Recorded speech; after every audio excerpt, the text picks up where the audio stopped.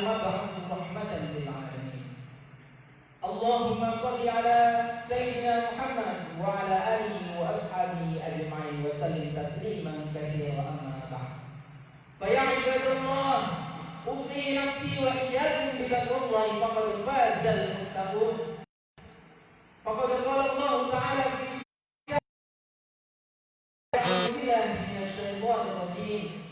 يا أيها الذين آمنوا لا تموتن إلا وأنتم مسلمون وقال أيضا إنا أعطيناك الكوثر فصل لربك وانحر إن شانئك هو الأبتر. صدق الله العظيم. Ma'asyiral muslimin, hadirin hadirat sidang jamaah salat Idul Adha rahimakumullah. Tidak ada kata yang paling utama, tidak ada perkataan yang paling dihargai oleh Allah, melainkan perkataan itu kita utarakan, kita ungkapkan dalam rangka rasa syukur kita kepada Allah Subhanahu wa taala. Bersyukur kepada Allah karena pagi hari ini, paginya sama dengan kemarin. Harinya pun pernah kita lalui hari Jumat. Tapi kenapa hati kita pada pagi hari ini merasa bahagia sekali? Ini tandanya kebahagiaan, kenikmatan yang kita rasakan itu datangnya dari Allah Subhanahu wa taala.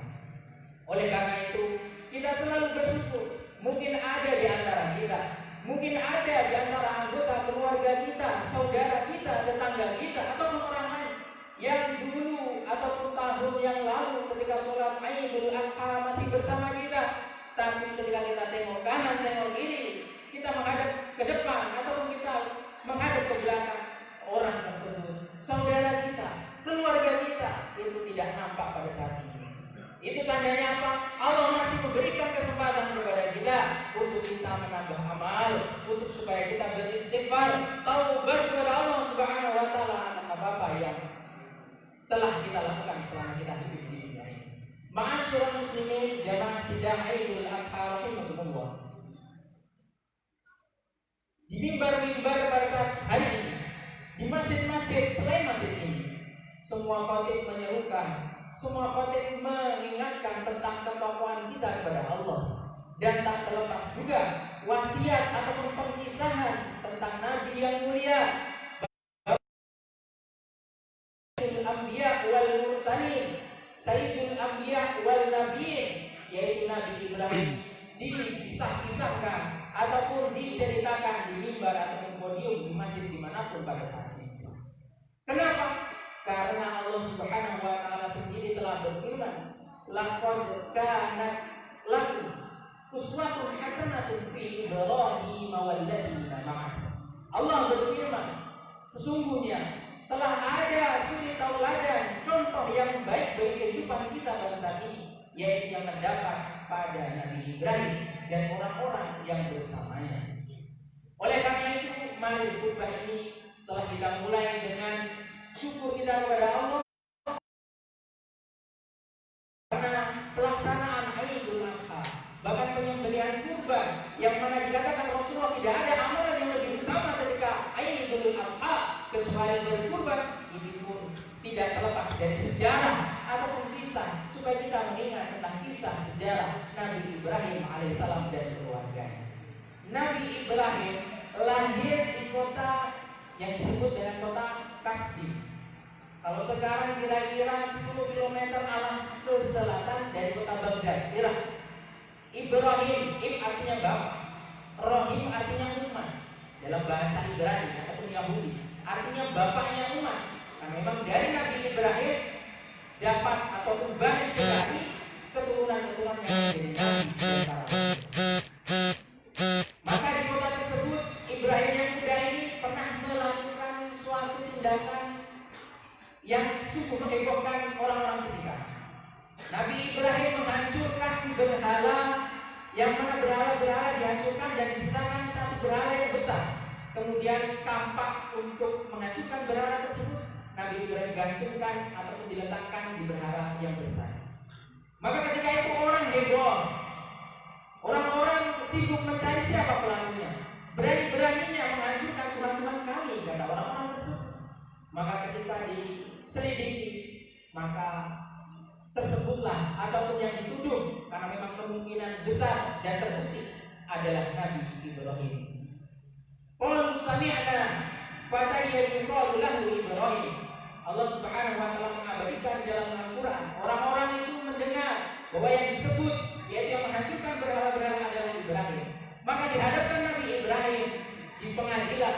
Maka ketika itu ditanya, wahai Ibrahim, apa benar kau telah melakukan hal tersebut, menghancurkan berhala-berhala dan menyisakan satu? Maka Nabi Ibrahim jawab, sekarang berhala tinggal satu yang besar, dan itu ada kampak di depan berhala tersebut. Silakan kalian tanya kepada berhala yang kalian sembah yang masih tersisa itu. Maka sentak ataupun seketika orang-orang tersebut marah dan kemudian menjawab, bagaimana kami akan bertanya kepada berhala tersebut, sedangkan berhala itu hanyalah batu yang tidak bisa mendengar dan tidak bisa melihat apapun. Maka ketika itu Nabi Ibrahim pun menyambut dari ucapan orang-orang tersebut, kalau begitu sudah tahu namanya berhala tidak bisa mendengar, tidak bisa bicara, tidak bisa melihat, kenapa hingga pada saat ini masih kalian sembah? Maka Nabi Ibrahim dianiaya, Nabi Ibrahim dihukum dengan hukuman yang sangat keras sampai puncaknya disediakan kayu bakar yang begitu di dalamnya, kemudian disediakan menjadi atau lontaran untuk melontarkan Nabi Ibrahim ke dalam api tersebut. Tapi qadarullah, kehendak Allah Subhanahu wa taala, bimasyiatillah, sudah kehendaknya Allah bahwa api yang sifatnya panas membakar. Ketika itu Allah Subhanahu wa taala berfirman, "Qulna ya naru kuni bardan wa salama ala Ibrahim." Wahai api, jadilah kamu dingin dan menyelamatkan untuk Ibrahim. Jadi api pada saat ini itu panas, itu atas kehendak Allah. Bisa jadi api suatu saat menjadi dingin, sedangkan es pun akan menjadi panas. Itu pun dengan kehendak Allah Subhanahu wa taala. Ulama mengatakan, apabila Allah Subhanahu wa taala hanya mengatakan ya narukuni barda, wahai api dinginlah kamu, maka niscaya Nabi Ibrahim pun pasti akan mati. Karena dingin juga bisa mematikan seseorang. Tapi tidak hanya itu, barda wa salam, dingin lagi juga menyejukkan atau menyelamatkan Nabi Ibrahim. Sampai di sini kita mari petik hikmahnya. Apa hikmah dari hidup kita selama kita di dunia diberikan kesempatan oleh Allah? Tidak lain tidak bukan adalah untuk mempertahankan keimanan kita kepada Allah Subhanahu wa taala, tinggalkan kesyirikan, tinggalkan percaya kepada selain Allah, kemudian menuju percaya hanya kepada Allah Subhanahu wa taala. Karena apa? Karena apabila kita mau melanjutkan iman kita, Islam kita dalam diri kita sampai mati dalam keadaan Islam iman, maka pasti kata Rasulullah akan masuk ke dalam surga. Man akhiru kalami la ilaha illallah dakhala jannah. Barang siapa yang di akhir hayatnya ketika sakaratul maut dia mengucapkan la ilaha illallah, pasti masuk surga. Yang bilang bukan profesor, yang bilang bukan doktor S3, tapi yang bilang langsung Rasulullah SAW. Oleh karena itu, keimanan kita jangan pernah mau ditukar dengan apapun, meskipun bahkan dalam hadis kita dikuliti, meskipun kita disalib, dibakar, maka tetap apabila itu untuk meninggalkan keimanan kepada Allah, tidak akan pernah bisa, tidak akan pernah kita mau. Oleh karena itu, banyak daerah-daerah, bahkan sempat khotib ini diutus di satu pedalaman di daerah Jawa Tengah tersebut, yang mana dulu beberapa tahun yang lalu diceritakan oleh orang tua di situ, mengatakan dulu hampir 90% penduduk desa tersebut itu Islam. Tapi ketika kami mengunjungi di sana, Islam hanya sekitar 20% saja, itu pun tidak lebih. Dan itu dianggap oleh orang-orang tua yang sudah tidak bisa apa-apa lagi. Maka ketika kami tanya, apa penyebabnya wahai Bapak?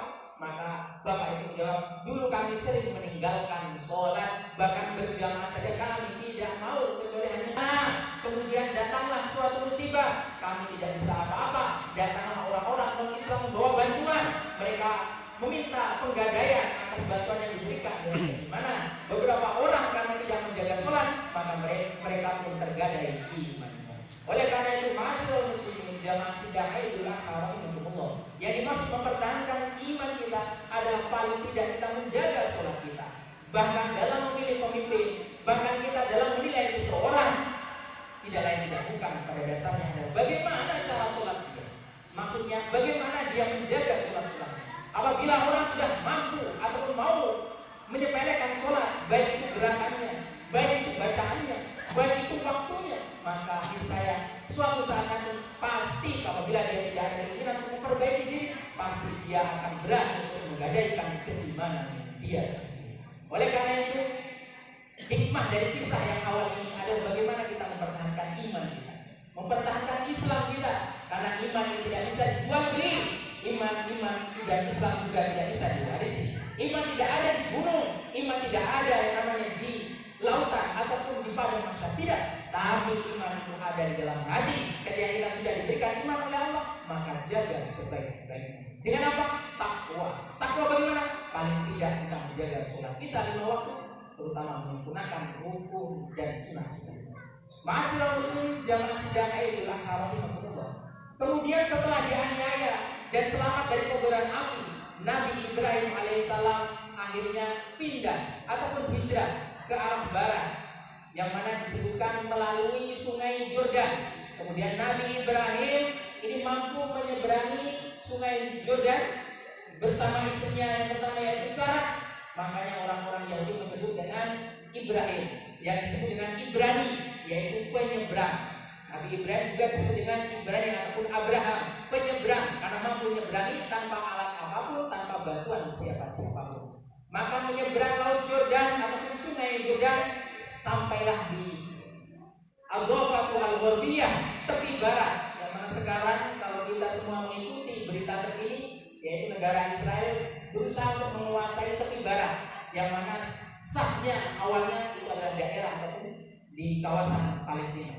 Karena tahu di tepi barat ini adalah suatu hal yang sangat bagus untuk perdagangan, mencakup beberapa negara. Maka sesampainya di situ, karena Nabi Ibrahim ini tidak memiliki anak dari Siti Sarah, maka sampai usia 80-an tahun, maka ketika itu Nabi Ibrahim dianjurkan untuk menikah oleh istrinya sendiri yaitu Sarah. Maka menikah dengan orang keturunan Arab dinamakan Siti Hajar.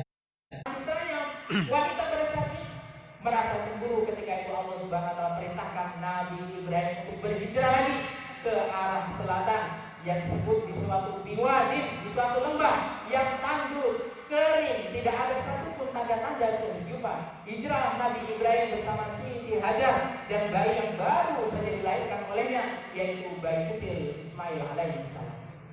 Sesampainya di padang pasir, di lembah yang tidak ada tanaman satupun, tidak ada tanda-tanda kehidupan satupun, maka ketika hendak beristirahat, Nabi Ibrahim ketika dikatakan dalam satu kitab ingin menggelarkan saja untuk istirahat dari hijrahnya dari Palestina ke arah Arab, yaitu ke Mekah, yang mana kalau sekarang ditempuh dengan 1,5 jam, Yerusalem ke Jeddah, itu saja mau istirahat sebentar, Allah Subhanahu wa taala telah firmankan atau wahyukan untuk supaya meninggalkan istrinya yaitu Siti Hajar dan bayi yang masih kecil tidak tahu apa-apa, yaitu bayi kecil Ismail alaihissalam.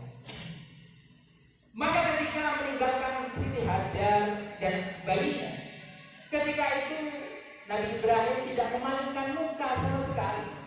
Nabi Ibrahim sedih. Kenapa harus meninggalkan di tengah padang yang tandus tanpa ada tanda-tanda kehidupan sendirian? Sedangkan bayi masih kecil, itu pun istri pun sebagai wanita yang lemah. Tapi ketika disuruh oleh Hajar, wahai Ibrahim suamiku, engkau hendak kemana? Maka Nabi Ibrahim tidak menoleh sedikitpun. Diulangi lagi oleh Hajar, wahai Ibrahim suamiku, engkau mau kemana?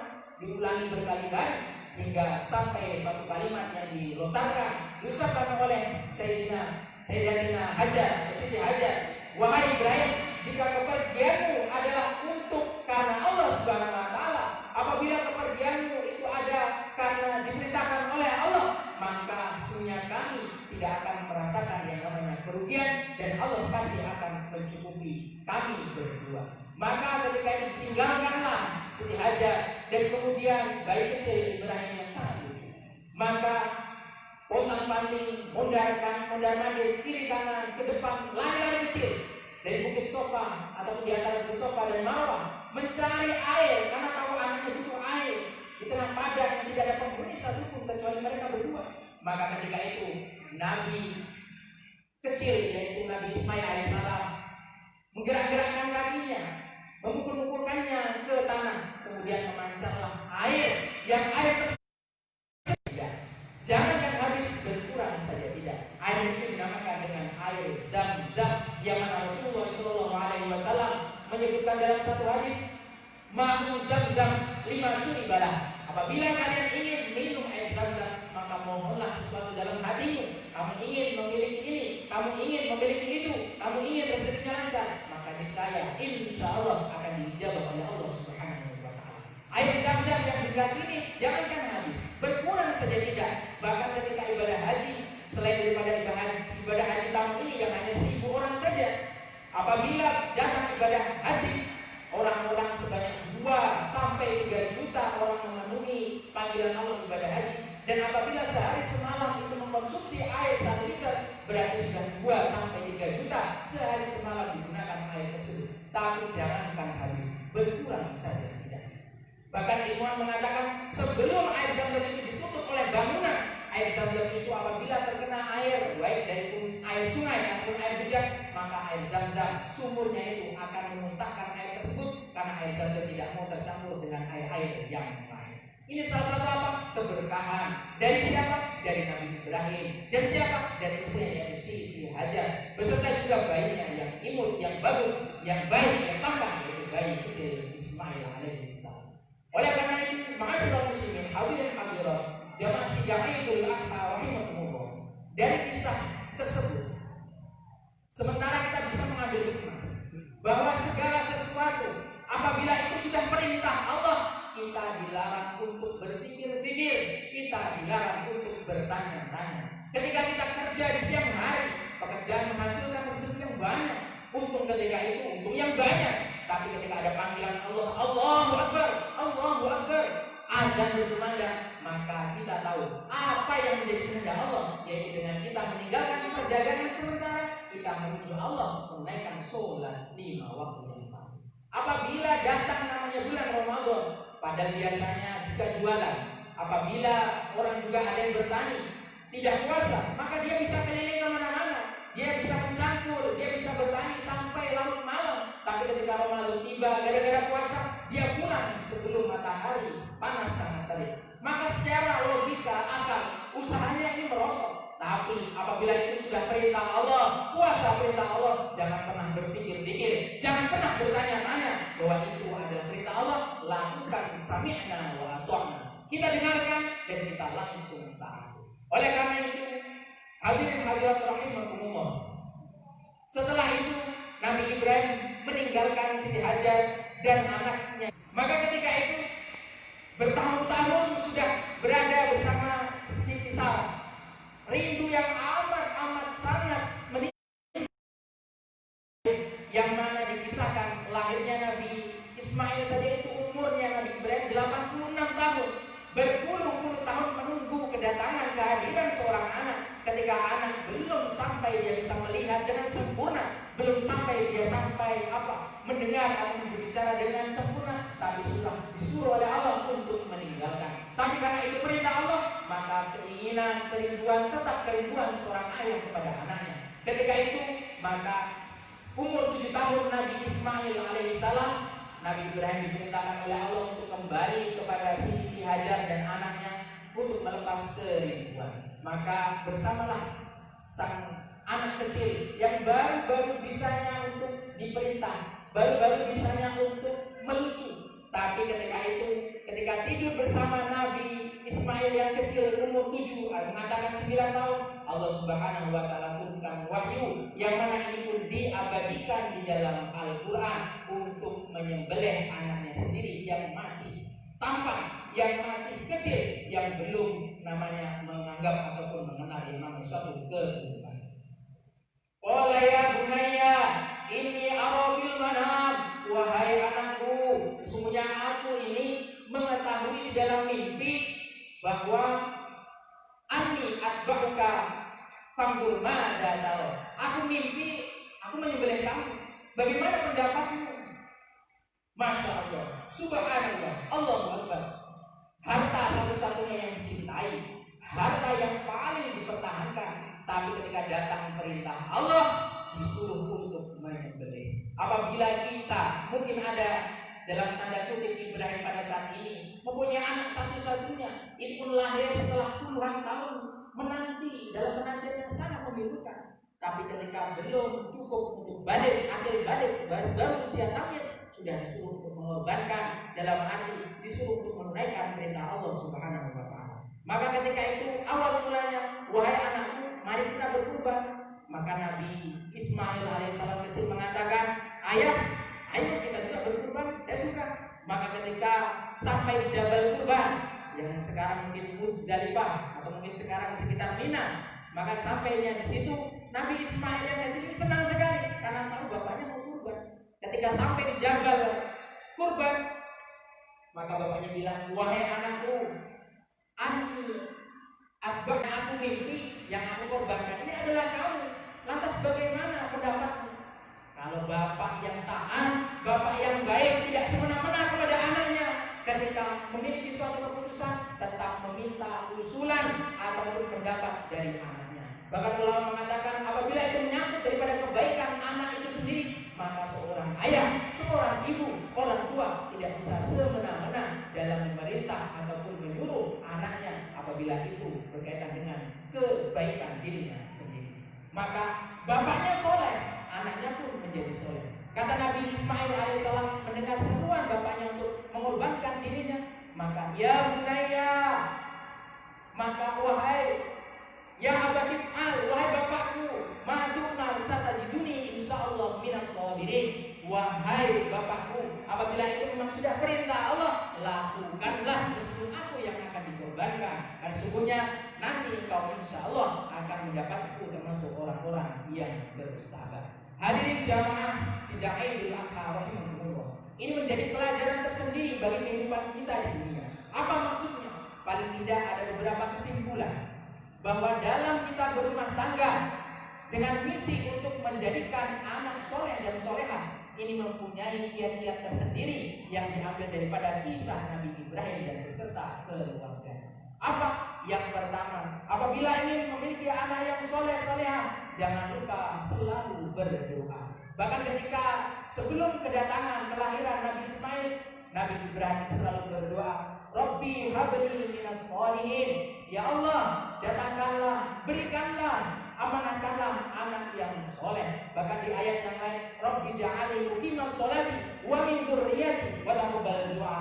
Ya Allah, jadikanlah aku orang yang berpegang teguh terhadap sholat ataupun ibadah dan beserta juga keturunan-keturunanku, maka kabulkanlah doa-doa itu. Bahkan yang paling dahsyat dari doa Nabi Ibrahim alaihissalam, keturunan yang paling mulia di atas kemuliaan yang lain adalah dengan lahirnya dari keturunan yaitu Nabi besar Nabi Muhammad Shallallahu Alaihi Wasallam. Bahkan ketika hari kiamat, gunjang ganjingnya kiamat akan datang, itu pun datang dua manusia yang mulia, yang mana itu pun termasuk daripada keturunan Nabi Ibrahim yang dinamakan Nabi Isa alaihissalam dan Imam Mahdi. Hadirin hadirat rahimahumullah. Setelah berdoa, kiat yang kedua untuk mendapatkan anak soleh dan solehah adalah dengan kita menyediakan pendidikan yang baik bagi anak kita.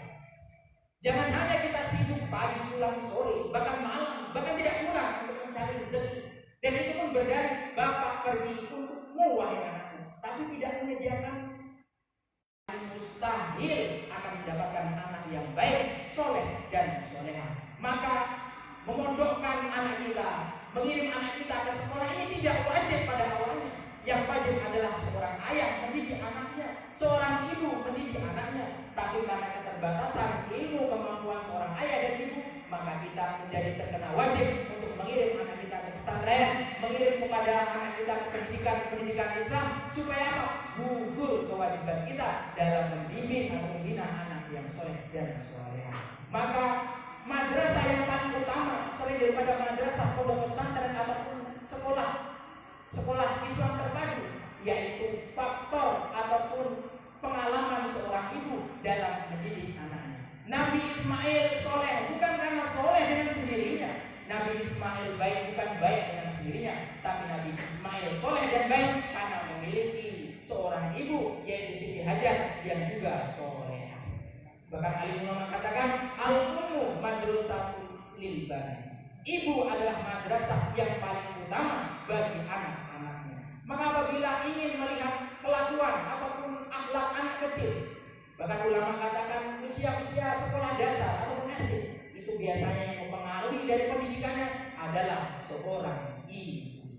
Nanti ketika SMP, maka ketika dia bisa menerima dengan pikirannya, SMA ketika dia sudah bisa membantah dengan pendapatnya, maka itu adalah faktor daripada lingkungan yang mempengaruhi daripada pergaulan. Oleh karena itu yang kedua, sediakan sarana yang baik dalam pendidikan Islam.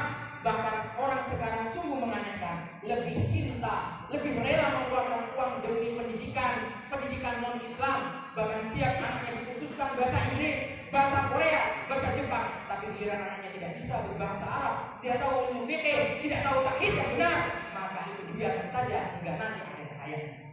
Kiat yang ketiga, masyarakat muslimin jamaah sidang Idul Adha, yaitu dengan cara kita memberikan contoh kepada anak kita. Seorang bapak memerintahkan sesuatu tanpa menyontohkan sesuatu tersebut, maka susah untuk dilakukan, susah untuk diamalkan anak tersebut. Bahkan dikatakan lisanul hal afdal aqwa min lisanil maqal. Perintah, nasihat disertai dengan contoh ini lebih akan mengena dibandingkan perintah hanya perintah yang tidak disertai dengan contoh. Maka apabila anaknya ingin rajin sholat, bapaknya sholat terlebih dahulu. Apabila ingin anaknya rajin mengaji, bapaknya bisa ngaji terlebih dahulu. Mustahil bapaknya suka main kartu, bapaknya suka melalaikan sholat, tapi bila memerintahkan anaknya untuk sholat, anaknya pasti dan pasti tidak mau sholat. Kan bapak saya saja bermaksiat dan sebagainya. Oleh karena itu hadirin hadirat rahimahullah, sarana yang selanjutnya ada dengan kita mengais rezeki yang halal, karena apa yang dimakan anak kita itu akan mempengaruhi daripada akhlaknya, pembicaraannya, penglihatannya, pendengarannya. Bahkan satu hadis mengatakan, sayati 'alan nasi zamanun la yubali al-mar'u ma akhudha minhu aminal halal au minal haram. Nabi SAW bersabda, akan datang suatu masa menimpa manusia di mana manusia ini tidak memperhatikan dari mana dia mendapat uang, dari mana dia makan, entah itu halal ataupun ternyata itu adalah haram. Padahal perkara yang haram sedikit saja masuk ke anggota tubuh kita, maka Allah Subhanahu wa taala tegaskan dalam sabda Nabi yang lain mengatakan la yadkhulul jannah lahmun, tidak masuk surga daging, lahmun daging, min suhtin, yang mana dari itu dari perkara yang tidak jelas, dari perkara yang haram, subhat dan lain sebagainya. Annal aula bih, kata Nabi, bahkan neraka lebih tepat, lebih bagus daripada orang tersebut. Maka kiat yang ini adalah bagaimana kita mencari rezeki yang halal, yang baik. Ini memang suatu tantangan bagi kita, Bapak Ibu hadirin rahimahullah. Tantangan di akhir zaman ini mencari rezeki.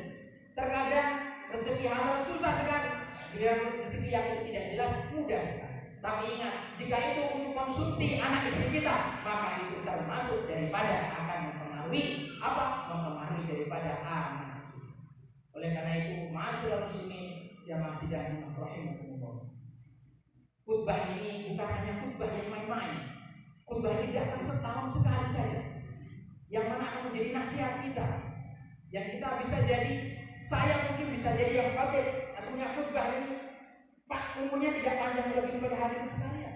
Oleh karena itu mari kita ikuti dengan benar-benar, ikuti dengan khusyuk kita, semata-mata kita ingin menunaikan ibadah di bulan daripada yang mulia, itu bulan Dzulhijjah. Semoga Allah Subhanahu wa taala memberikan keberkahan dari khutbah yang kita sama-sama kita dengarkan, dan kiat yang terakhir akan disampaikan di khutbah yang kedua. Barakallahu li wa lakum fil Qur'anil azim wa nafa'ani wa iyyakum minal ayati wa dzikril hakim wa taqabbala minni wa minkum tilawatahu innahu samii'un 'aliim wa qul rabbi subhanahu wa ta'ala khairur rahim.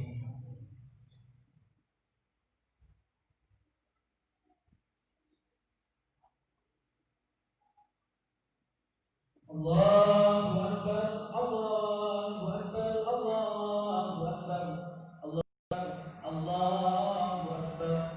Alhamdulillah, alhamdulillah hamdan katsiran kama amar.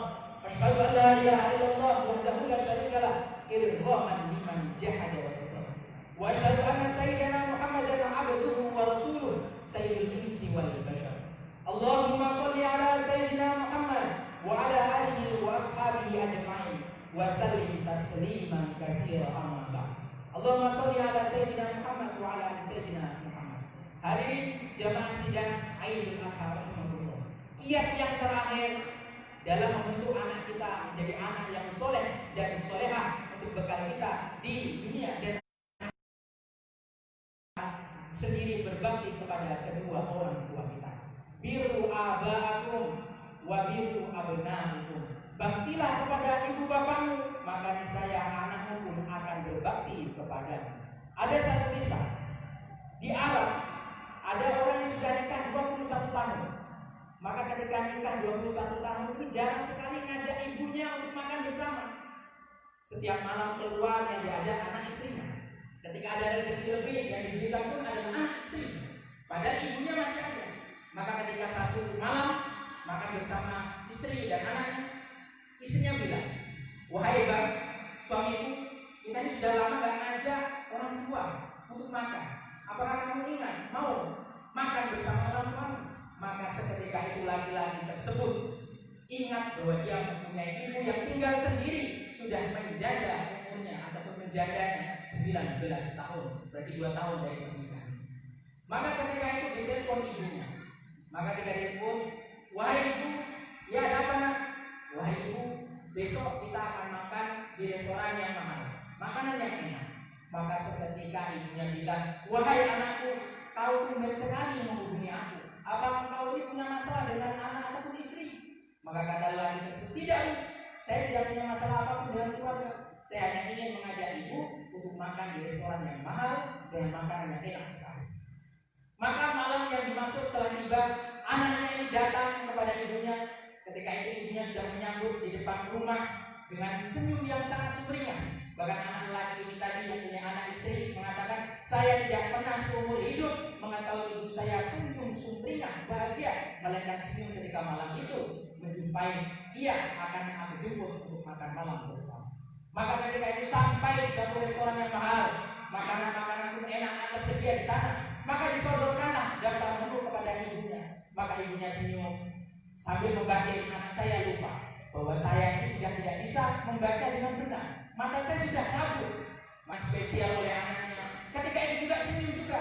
Sebagaimana dulu aku pun pernah menanyakan ataupun membacakan daftar menu kepada anakku ini sewaktu kecil. Maka ketika sudah berlalu makan malam tersebut, maka ibu, "Hai anakku, sesungguhnya ibu ingin mentraktirmu suatu saat nanti." Maka anaknya bilang, "Bu, restoran rumah makan yang kita kunjungi kemarin itu adalah restoran yang mahal sekali. Ini suatu mustahil kalau ibu mau mentraktir." Maka ibunya bilang, "Insya Allah." Maka berlalu bulan berlalu, tahun pun berlalu, tanpa waktu yang panjang ibunya meninggal dunia dipanggil oleh Allah Subhanahu wa taala. Maka setelah kemudian, setelah acara daripada zikir dan sebagainya, setelah meninggalnya seorang ibu, anaknya laki-laki itu mendapat telepon. Maka telepon itu diangkat mengatakan bahwa anak lelaki tersebut bersama istri, anak keluarganya mendapat jamuan makan di suatu restoran yang jauh lebih mahal, jauh lebih bergengsi dibandingkan yang dulu pernah ditraktir ibunya oleh anak tersebut. Maka ketika ditanya, "Wahai bapak, apakah tidak salah ini saya dapat traktiran beserta keluarga saya di restoran tersebut?" Maka orang yang perwakilan dari restoran mengatakan, "Tidak, kamu tidak salah. Apakah benar itu Fulan bin Fulan?" "Ya, benar itu saya." Maka ketika dicek lagi, siapa yang berani membayari ia beserta anak istri dan keluarganya untuk makan di restoran tersebut, ketika ditelusuri ternyata adalah ibunya yang telah meninggal, baru meninggal hari kehidupan hari. Maka ketika ditelusuri lagi, dari mana hartanya? Ditanya kepada bibi, paman, kepada keponakan dan orang-orang sekitar. Ternyata uang yang digunakan almarhumah untuk mentraktir anaknya itu dikumpulkan selama bertahun-tahun, yang uang itu pun adalah kumpulan daripada diberikan oleh anaknya tersebut. Ini menandakan apa? Bahwa kasih sayang seorang ibu ini tidak akan lekang oleh zaman. Oleh karena itu, apabila kita mengatakan yang namanya ketaatan, kita mengatakan berbakti, pasti kita sudah tahu berbakti model seperti apa. Tapi yang dimaksud bagaimana kita ini termasuk orang ataupun anak durhaka ataupun tidak? Kita ini termasuk anak yang taat ataupun tidak? Ini yang menjadi pertanyaan besar. Oleh karena itu, baktilah kita semua kepada orang tua kita, baik yang masih hidup ataupun yang sudah tidak ada. Dengan apa? Paling tidak kita mendoakan mereka untuk kebaikan mereka dunia dan akhirat.